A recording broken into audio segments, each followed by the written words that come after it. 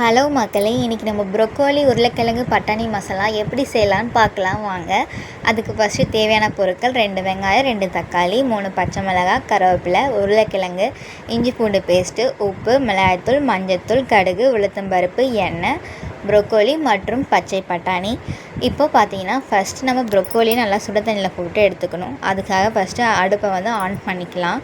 On பண்ணிவிட்டு ஒரு பாத்திரத்தில் தண்ணி ஊற்றிக்கலாம். தண்ணி ஊற்றிட்டு ஒரு 1/4 ஸ்பூன் மஞ்சள்தூள் சேர்த்துட்டு உப்பு சேர்த்துக்கலாம். சேர்த்துட்டு நல்லா தண்ணி பார்த்திங்கன்னா நல்லா கொதி வரணும். நல்லா ஒரு கொதி வந்ததுக்கப்புறமும் நம்ம எடுத்து வச்சுருக்க ப்ரொக்கோலியை அதில் ஆட் பண்ணணும். இப்போ பார்த்திங்கன்னா நல்லா தண்ணி நல்லா கொதிச்சிடுச்சு. இந்த டைமில் நம்ம ப்ரொக்கோலியை சேர்த்துக்கலாம். சேர்த்துட்டு ஒரு 2 நிமிஷம் விட்டுட்டு நம்ம அந்த ப்ரொக்கோலியை எடுத்து ஒரு பாத்திரத்தில் மாற்றிக்கலாம். இப்போ பார்த்திங்கன்னா நல்லா ஒரு 2 நிமிஷம் ஆகிடுச்சு. இப்போது ஒரு பாத்திரத்தில் மாற்றியாச்சு. இப்போது அதே கடாயை வச்சுட்டு அந்த தண்ணி இல்லாமல் இப்போ பார்த்திங்கன்னா நல்லா கடாய் சூடாயிடுச்சு. இந்த டைமில் நம்ம எண்ணெய் சேர்த்துக்கலாம். எண்ணெய் சேர்த்துட்டு நம்ம எடுத்து வச்சுருக்க கடுகு உளுத்தம்பருப்பை சேர்த்துக்கலாம். இப்போ இது நல்லா பொரிஞ்சிடுச்சு. இந்த டைமில் நம்ம கட் பண்ணி வச்சுருக்க வெங்காயத்தை சேர்த்துக்கலாம்.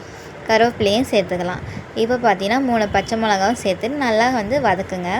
வதக்கிட்டு நல்லா பொன்னிறமாக வந்தோடனே வெங்காயம் இந்த டைமில் நம்ம இஞ்சி பூண்டு பேஸ்ட்டு சேர்த்துக்கலாம். சேர்த்துட்டு நல்லா வதக்கணும். அப்போ அந்த இஞ்சி பூண்டோட ரா ஸ்மெல் போகணும். இப்போ தக்காளி சேர்த்துக்கலாம். இப்போ நல்லா வதக்கணும். இப்போ கொஞ்சம் உப்பு சேர்த்து ஆல்ரெடி நம்ம வேக வைக்கும்போது லைட்டாக உப்பு சேர்த்தோம். இப்போ அதுக்கு தேவையான அளவு உப்பு சேர்த்துக்கலாம். சேர்த்துட்டு நல்லா வதக்குங்க.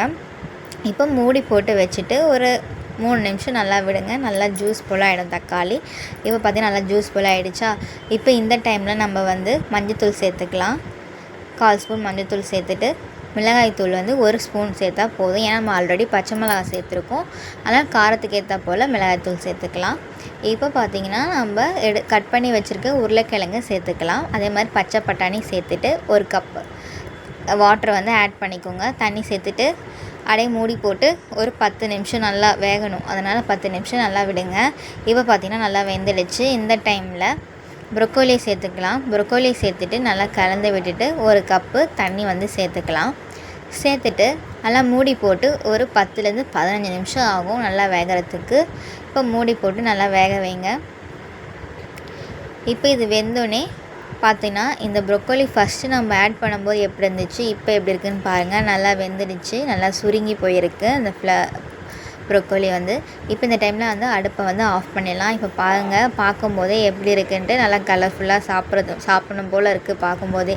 இப்போ இன்றைக்கி நம்ம வீட்டில் பார்த்திங்கன்னா சாம்பார், ரசம் வச்சுருக்கோம். அதுக்கு சைடிஷாக சாப்பிடும்போது சூப்பராக இருக்கும். வாங்க மக்களே சாப்பிடுங்க. நல்லா சப்ஸ்கிரைப் பண்ணுங்கள், சேனலை ஷேர் பண்ணுங்கள், கமெண்ட் பண்ணுங்கள்.